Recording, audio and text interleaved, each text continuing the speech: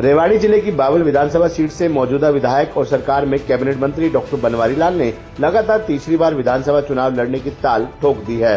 भाजपा के टिकट पर अपनी प्रबल दावेदारी पेश करते हुए उन्होंने अपनी और अपनी सरकार के कामकाज और उपलब्धियां गिनवाई। मीडिया से बातचीत करते उन्होंने कहा कि उनकी सरकार ने 10 साल में देश और प्रदेश में बिना किसी भेदभाव के समान विकास करवाया है। भाजपा की सरकार में युवाओं को बिना पर्ची और बिना खर्चे के सरकारी नौकरी मिली है। सभी सरकारी योजनाएं ऑनलाइन होने से पारदर्शिता आई है। देश और विदेश में रेलवे और सड़कों की कनेक्टिविटी बेहतर हुई है तथा हरियाणा को मिलने वाला देश का 22वां एम्स उन्हीं के विधानसभा बावल में बन रहा है, जिससे रेवाड़ी और आसपास के जिलों के साथ राजस्थान को भी फायदा होगा।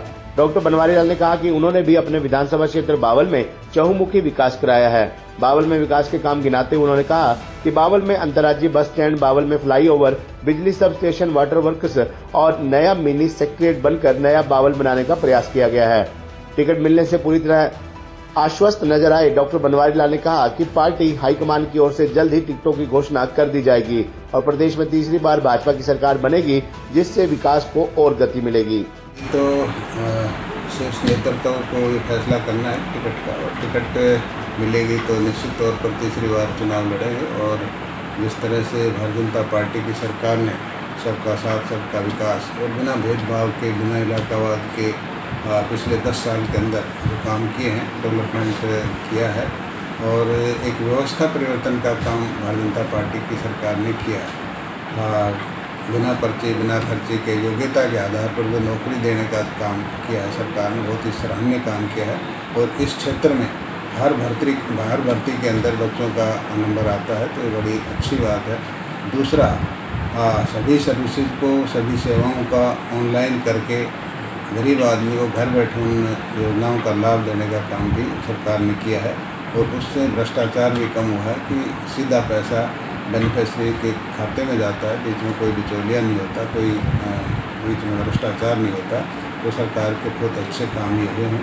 और जहाँ तक किसानों की बात करें तो किसानों को भी हर साल MSP का रेट फसल का बढ़ता है। किसान सम्मान निधि के रूप में 6,000 रुपये प्रति वर्ष के हिसाब से मिलते हैं।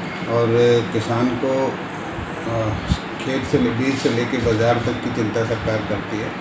किसान को अपनी फसल बेचने में कोई दिक्कत नहीं आती, उसके पेमेंट में कोई दिक्कत नहीं आती। और हरियाणा देश का पहला प्रदेश है जहां सारी की सारी फसलें MSP पर खरीदी जा रही हैं।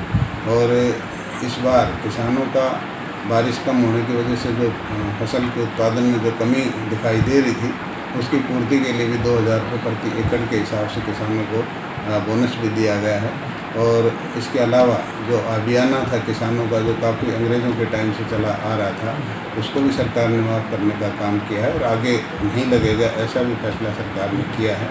और इसके साथ साथ जो कच्चे कर्मचारी थे, उनको भी लगभग 1.25 लाख के करीब कच्चे कर्मचारी थे, जिनकी रोज़गार की गारंटी, उनकी नौकरी की गारंटी भी इस सरकार ने देने का काम किया है। तो हर वर्ग के लिए, हर क्षेत्र में सरकार ने काम किया है। तो निश्चित तौर पर तीसरी बार हरियाणा के अंदर बहुमत की सरकार भारतीय जनता पार्टी की बनने जा रही है।